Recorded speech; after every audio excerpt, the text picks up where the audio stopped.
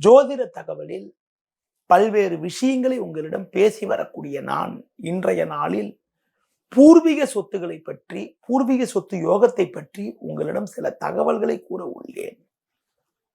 ஒருத்தருடைய ஜாதகத்திலங்க லக்னத்திற்கு 5ஆம் வீடு என்பது ஒரு பூர்வ புண்ணிய ஸ்தானமாகும், ஒரு உன்னதமான ஸ்தானமாகும். அதாவது ஒரு ஜாதகத்தில் லக்னத்துக்கு 9ஆம் வீடு என்பது தந்தை ஸ்தானம், 9ஆம் வீட்டுக்கு 9ஆம் வீடு என்பது தந்தையோட தந்தை ஸ்தானம் சொல்லக்கூடிய பூர்வ புண்ணிய ஸ்தானமாகும். ஒரு ஜாதகத்துல 5ஆம் வீடு என்பது ரொம்ப ரொம்ப முக்கியம். 5ல சுபகிரகங்கள் இருக்கிறது, 5ல இருக்கக்கூடிய கிரகங்கள் நல்ல கிரகமா இருப்பது, 5ஆம் அதிபதி ஆட்சி உச்சம் பெறுறது, 5ஆம் அதிபதி கேந்திர திரிகோணத்தில் இருக்கிறது ரொம்ப ரொம்ப சிறப்பு. 5ல் அமையக்கூடிய கிரகங்கள் சுபகிரகங்களாக இருப்பது மிக மிக சிறப்பு. குறிப்பாக 5ஆம் அதிபதி ஆட்சி உச்சம் பெற்றாலும், 5ஆம் அதிபதி கேந்திர திரிகோண ஸ்தானங்கள் இருந்தாலும் அவங்களுக்கு பூர்வீக சொத்து வகையில் அனுகூலமான பலன்கள் ஏற்படும். அதுபோல தந்தைக்காரகன் சொல்லக்கூடிய கிரகமான சூரியன் பூர்வ புண்ணியத்திற்கு மிக மிக முக்கிய கிரகமாகும். ஒரு ஜாதகத்துல 5ஆம் வீடும் சூரியனும் நல்ல பலமா இருந்தால் அவங்களுக்கு தந்தை வழி உறவினர் வகையில் ஒரு அனுகூலமான பலன்கள் ஏற்படக்கூடிய ஒரு வாய்ப்புகள் உண்டு.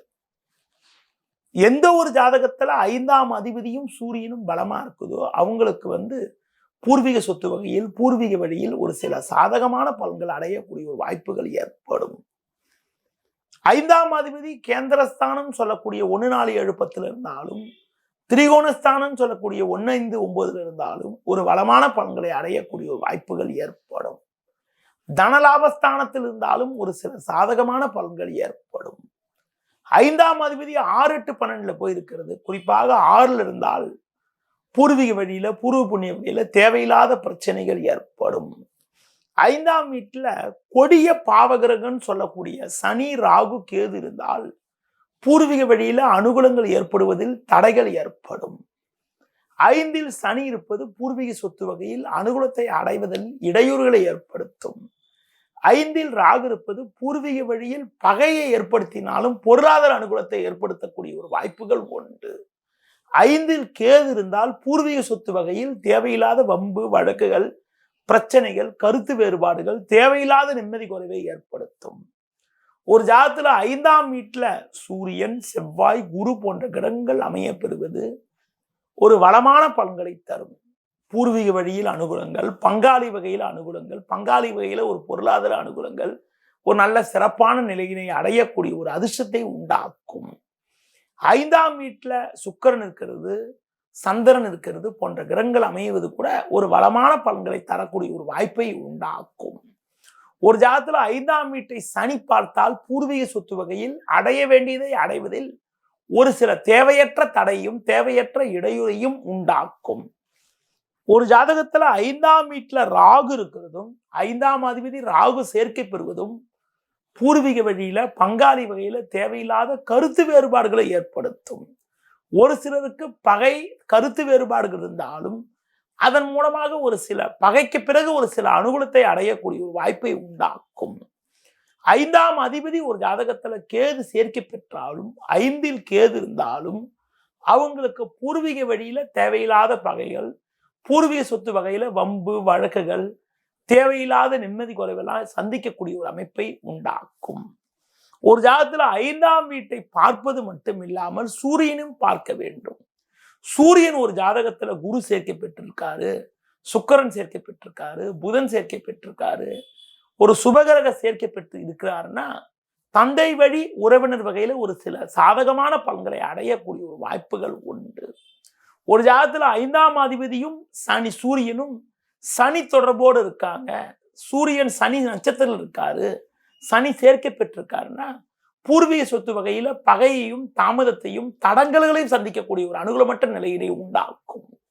சூரியன் ஒரு ஜாதகத்துல ராகு நட்சத்திரம் இருந்தாலும், ராகு சேர்க்கப்பட்டிருந்தாலும் அப்பா வழி ரிலேஷன்ஸ் வகையில தேவையில்லாத கருத்து வேறுபாடுகளை சந்திக்கக்கூடிய ஒரு அனுகூலமற்ற நிலை உண்டாகும்.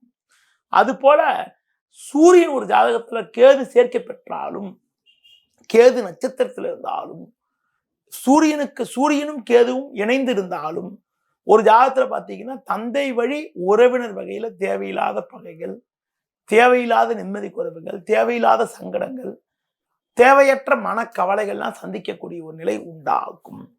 அது போல 5ஆம் வீடு சூரியன் மட்டும் பார்க்காம நம்ம இன்னொரு ஸ்தானத்தையும் பார்க்கணும், சிம்ம ராசியும் பார்க்கணும்.